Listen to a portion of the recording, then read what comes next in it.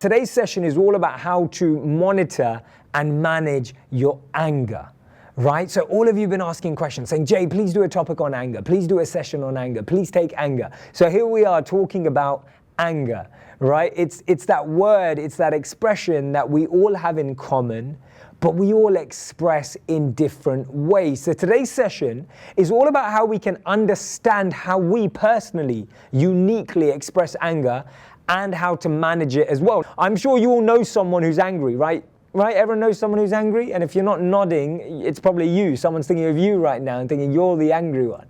So whether you're exposed to a lot of anger, whether you're feeling anger yourself, whether you know a lot of people who are struggling with anger, anger is a real thing that we all have to deal with. It's like a bad friend. When you feel angry, you feel frustrated. When you're feeling that emotion, that expression, how do you talk about it? How do you express it? And I want you to think about a time, maybe in the last week, maybe in the last month, maybe in the last year, where you feel you've experienced anger. Now, it doesn't have to be huge. Sometimes we think of anger as being this big, outlash, like this amplificated expression. But it could just be something that you do that's slightly different. So I want you to think about how you express anger. We all express anger differently.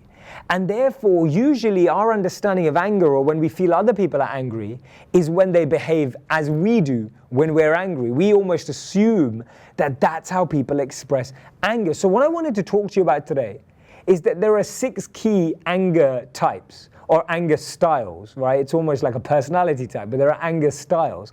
And each of them have a unique internal dialogue, a unique internal conversation that you'll have with yourself. And they all have their own consequential damage that they cause in our relationships and damage to ourselves. And finally, methods to turn it around. They're all different. You can't apply the same message. Now, how many of you have ever heard advice to your life as being calm down, right? Just calm down, right? And in my opinion, never in the history of being told to calm down has anyone ever calmed down, right? That's just never happened. No one does that. No one calms down when you tell them to. Some people may do. So notice that even the antidote or the cure to anger is different for different people. Hence, when you want someone to just switch off and snap out of it, they can't, even if you do. Hence, when you tell people to count to 10 or count back from 100, they can't do it because they don't function like that. We all function differently with anger. Hence, even if you're advising, even if you're guiding people, the first thing we have to acknowledge is that everyone experiences and expresses anger differently. Let's start with anger style number 1. Anger style number 1 is what I like to call explosive, right? It sounds like a good song, but it's not. Explosive. It may take a lot to push you over the edge. So it takes you time to be pushed over the edge, but when you get there, the earth shakes and people run for cover, right? You know who you are if you know I'm talking about you. Now, why do we do that? I've always been interested, since I studied behavioral science, I've always been interested in why we do what we do. So a question I asked yesterday was, what did I study at university? I studied behavioral science as a focus topic. So why do we do what we do? The truth is, the reason why, for those who have an explosive anger style, the reason why we do that is we've never been taught to properly deal with irritation. So we talk a lot today in this world about tolerance.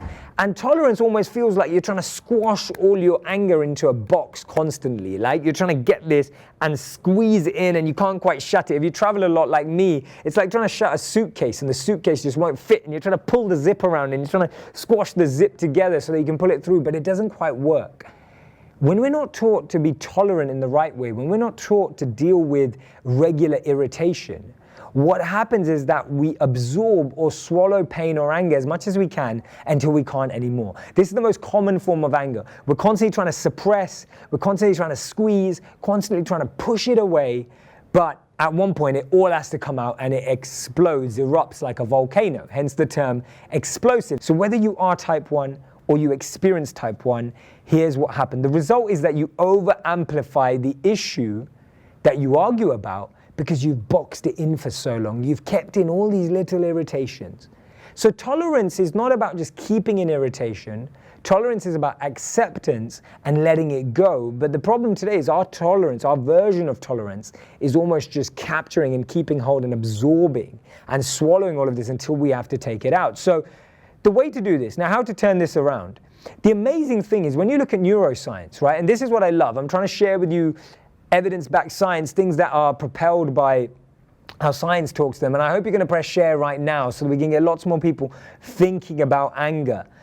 The neurological anger response, believe it or not, lasts no more than 2 seconds, right? When you experience anger, in terms of neurology, in terms of your brain, it's only a chemical release of 2 seconds, right? So it actually takes more. Now, if you knew that, well done to you. And if you didn't know that, I mean, tell me, I mean, that shocked me. When I read that statistic, I was like, wow, neurologically, we only experience anger for 2 seconds, which means it takes commitment to carry on being angry. How many of you have ever felt angry for 2 or 3 seconds, but felt, actually, you know what, I'm going to play on this for a bit longer so that the person realizes how angry I am? How many of you have almost acted anger, right? We all become method actors where we pretend to be angry or amplify our anger just so that people realize how angry we are. So it takes commitment to stay angry.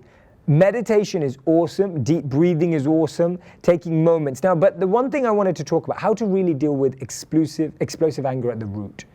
Explosive anger comes because we're constantly suppressing little things that annoy us because we think that we can just let them go. And we think that if we bring up these little things, someone's going to get really annoyed at us. How many of you worry that if you brought up these little things that are annoying you, it will really annoy your partner or your colleague or whatever it is? So one of the best ways to do this is actually to write it down. When we write things down, we have to articulate things better. If you imagine, if you had to send a tweet, 140 characters, the amount of energy that goes into articulating 140 characters takes much more effort than articulating 1,400 words. So what I'd like you to do is when you're feeling that moments of tolerance being tested or there's agitation or that frustration, it's writing it down and articulating it in 140 characters about how you actually feel.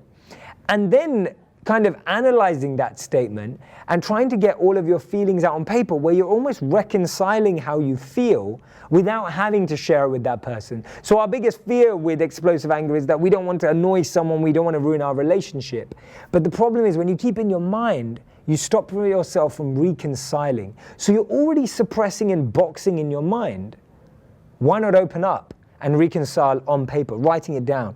And what you'll notice is that you'll be able to write it down, explain it, and express it in a way that allows you to deal with it rather than squashing it into the box. So that is style 1. So guys, number 2, let's go to anger style number 2. Anger style number 2 is self-abuse. How many of you know, and I'm not talking about physical self-abuse, I'm talking about the way we do it verbally. So it's my fault. I'm a bad dad, I'm a bad brother, I'm a bad boyfriend, I'm a bad girlfriend, I'm a bad mom, I'm a bad wife. You know, it's my fault, I'm taking responsibility. And you have 2 extremes of this. One extreme is people are like, it's all your fault. And how many of you know someone like that, right? Raise your hand, put your virtual hand up if you know someone like that. Press the like button, press the love button. When the person just is constantly blaming someone else. And how many of you feel that actually you're just taking the blame? No matter what happens, you just see, I'm just going to take the blame from this. It's my fault, right? I'm going to take the blame for this. We're talking about that side. And this is known as the anger style of self-abuse. We believe it's safer and easier. Why do we do it? Why do we experience that? We believe it's safer and easier to be mad at ourselves, right? And continue disappointments. Right? That's what we feel. We feel that it's easier and safer to be mad at ourselves because maybe at one point in our life when we expressed that towards someone else, they said, no, it's your fault. And we started to believe that. How do we overcome number 2? The way we turn around number 2 is going back to the root again. I'm not giving you the symptoms. I'm not giving you the cures for the symptoms. I'm trying to go back to the root. One of the root reasons for that is our self-esteem. We always blame it on other people or blame it on ourselves because we want to take all the responsibility without recognizing real self-responsibility, or we want to just throw the responsibility. The first question to ask yourself is, if I was looking at this from an objective point of view, imagine this wasn't about me, imagine this was someone else in the situation, how would I divide that responsibility, right? How would I actually categorize that responsibility? Would I give this person more responsibility, or would I give them more responsibility? Taking yourself outside the equation allows you to stop seeing things through your lens as your problem, as your challenge. And I truly recommend this. Becoming an observer in your life is such a powerful way of actually dealing with this. Going deeper in our understanding of anger allows us to tailor the solution better. So I asked you, first of all, to look at it from an objective point of view.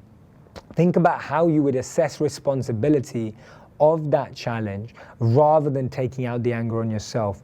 Check that with someone who is more objective in the situation, with a mentor, a guide, a teacher, a person, whatever it may be, and then go back and talk to someone by accepting certain responsibility. Actually being on that end where you accept responsibility is a great place to start, because you're accepting that you are too involved in the challenge being caused. When you only think it's the other person, that's danger zone, right? That's trouble zone.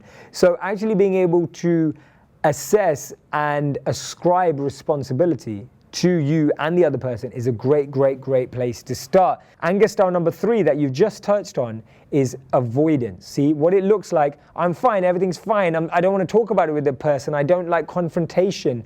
I'm worried I'll lose my reputation or any connection that we even had. And maybe you haven't approached them about it. It's really important in that situation to encourage resolution. The way to turn it around is challenge your core beliefs, step outside yourself, and embrace a healthy conversation or discussion with them. Maybe you have a mediator. Maybe you have a mediation between them with someone who's objective and can see it from both sides. You want someone who can facilitate a conversation that stops you from avoiding it because of your fears, but allows you to deal with it in the right way without causing a challenge for yourself. Ultimately, any experience we have, we're having a conversation with ourselves, right? When we're feeling angry, we're saying to ourselves, that person did me wrong, they're not loyal, I can't trust them.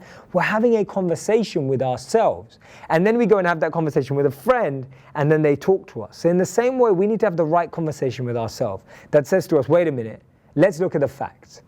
Wait a minute, let's take a look at this first. Wait a minute, do we have all the information? How many times have you ever been angry at someone and then realized it wasn't even their fault? Like, be honest, put your hand up. I have. I've kind of responded to someone and gone, why do you want to do that? Why are you acting like that? And then realized that actually they sent the wrong message, or they put it in the wrong group, or whatever it was. So it's about switching from being controlled by anger to controlling anger itself. And often what we find is that anger is controlling our conversation with ourselves, as opposed to us engaging and controlling that conversation with anger. How many of you know someone who experiences or expresses anger through sarcasm, right? Now, what does it look like? They'll say things like, it's okay that you're late. I had time to read the whole menu, right? If you're late to a restaurant. Or they'll say, oh yeah, it's okay that we just spent money on that. Money grows on trees. We've got money hanging around that. They try and make sarcastic comments that hides their raw anger, but you get the point, right? They're insinuating something. Now, why do we do that? We do that because we're raised believing it's not okay to confront someone. It's rude to kind of have that confrontation, to tell someone you have an issue. So you make it into a joke. You think a joke's an easier way of getting the message across. Actually, it's the most unnerving way. If you've ever been on the receiving end of this, I have been on the receiving end of this. I've also been on the sharing end of this. Whenever I feel that way, I almost just feel like, why doesn't this person just tell me? Like, I'm not stupid. Like, I get the point. And actually it becomes harder to talk about it from that person's point of view as well. It damages relationships. And funnily enough, sarcasm, I was doing some research. Sarcasm comes from the Greek word sarkaizen, which actually means, this is crazy, right? This is what it actually means, right? Tearing flesh like dogs, right? That's crazy. Crazy definition from sarcasm.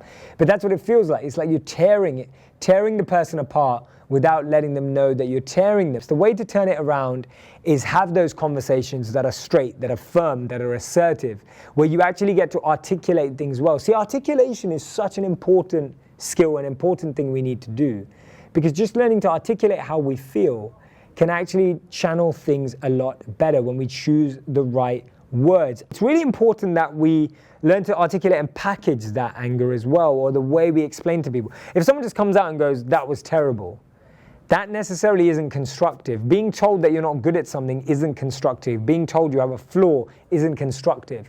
You've got to think how you would want to receive that feedback and then try and tailor it towards that person. A good technique is always to start with something that's positive, that the person did do well, then sharing something they could improve on, and then again ending on a positive. It's important to have that balance. See, noticing what's wrong with someone, a flaw, is not difficult at all. It takes much greater intelligence to find harmony, to see what someone's doing well.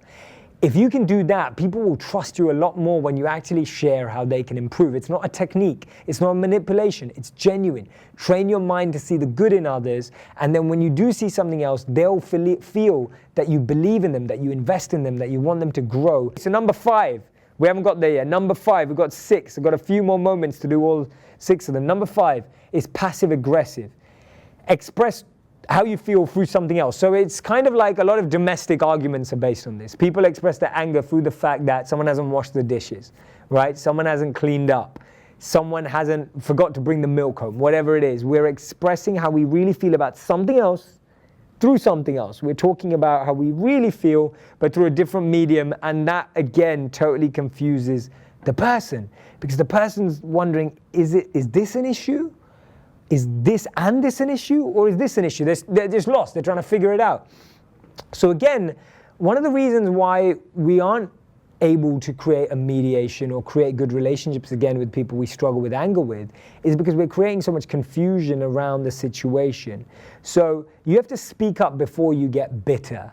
You have to speak up about what it actually is in clarity before you start talking about something else and using something as the vessel of communicating and using something else as the vehicle to get the point across. So before the vehicle was sarcasm, this time the vehicle is a criticism of someone's daily rituals or daily practices or daily schedules or daily rotas of how they live their life. And that again is hard to swallow and hard to stomach because they may not be able to. So are you someone who does that? We do that because we dislike confrontation. Again, disliking confrontation is one of the reasons why we suppress and absorb and swallow our own anger a lot. And what I'm not encouraging here is that you just go up to the person you've been angry at for years and just lash it out on all of them.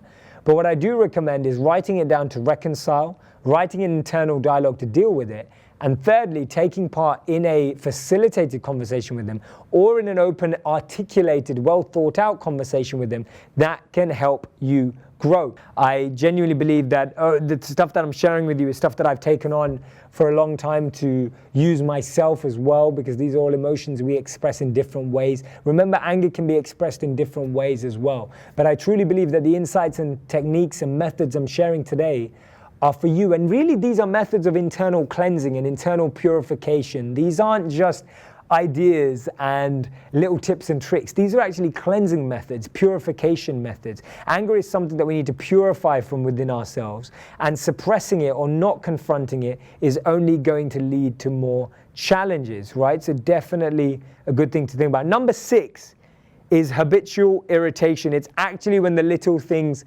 add up and you just lash out on all of them. Little thing, little thing, little thing, little thing. We all know someone like this, right? And we've all experienced this probably from our families. You haven't cleaned up, you haven't done this, your room's a mess, etc. These are common things. And that's a way that people express their anger. Ultimately, anger comes from a place generally of lack of security, stability, or internal dissatisfaction. And that's why a lot of the topics we talk about solve the problem, like finding your purpose, finding your passions, being around people who motivate you, that inspire you, that you like. These things actually take care of anger more than we believe. And that's why the positive affirmations, the positive changes in our life, the additional things we can do, like finding a purpose, finding a passion, finding people that motivate us, that drive us, that actually takes care of the dissatisfaction in a proactive way, which means we don't have to reactively take care of anger. It's phenomenal what you can achieve when you do it. The way to confront type 6 is to actually change the stories we tell ourselves. Habitual irritation is because we feel that everything's an issue and everything's causing problems, and we amplify these situations. We have to change the story we tell ourselves. We have to start teaching ourselves to find our passions, find our purpose, find people that motivate us. That stops us from becoming irritated at every little thing, whether it's the weather, it's the bus driver, it's the subway, whatever it is, all those little things that annoy us on a daily basis. When you feel connected to something much more meaningful and important, all these things fade into insignificance. And that's truly what I've experienced in my life as well, that the more you get connected to the things that have meaning, that have purpose, that really guide and steer your life, you're really able to disconnect from the insignificance of other things. And our ambitions make us align with that insignificance as well. Our ambitions do that, A, by first of all making us feel that they're quite high to reach, and second of all, having reached them, we then find there's a much bigger mountain to climb. So that's definitely something I recommend. And there's 3 ways of changing the stories we tell ourselves about anger, 3 ways of creating an internal dialogue. I really recommend writing this word down, internal dialogue, writing an internal dialogue for every challenge, every situation you have in your life. Preempt, predict the way you usually feel angry. Just observe how you usually let out and create a dialogue with yourself that you would like to have in a moment of pressure and what you would like to hear in that moment of pressure. The first way is visual, changing your thoughts, changing things visually by having new visuals.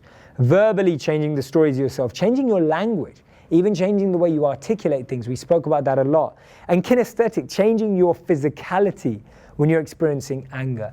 Changing the way your body is. Again, breathing, meditation is powerful for that physical and mental change. Anger clouds judgment. You know, it is like drinking poison and expecting the other person to die. It's like holding a hot piece of coal, wanting to chuck it at someone but burning ourselves. Just remembering that holding on to anger is not great for us allows us to start wanting to find remedies and wanting to find the cure. So it's really important to remember that anger will cloud our judgment and our lens of interpretation take it down the wrong way. So definitely things to consider. Guys, it's been great talking to you today. Those are the 6 anger styles: explosive, self-abuse, avoidance, sarcasm, passive-aggressive, and habitual irritation. I talked about the why questions for each. Why do we do explosive? Because if you've never been taught to deal with irritation, you absorb until you can't suppress it anymore. Why do we do self-abuse? Because we believe that it's ultimately our fault because no one else has taken responsibility. Why do we avoid? Because we don't want to lose our reputation. Why do we use sarcasm? Because we believe it's not okay to be openly rude. Why do we use passive-aggressive? Because we believe that we dislike confrontation. And why do we use habitual irritation? Because we're dissatisfied by something else that we're experiencing. I hope you found the answers to some of your questions.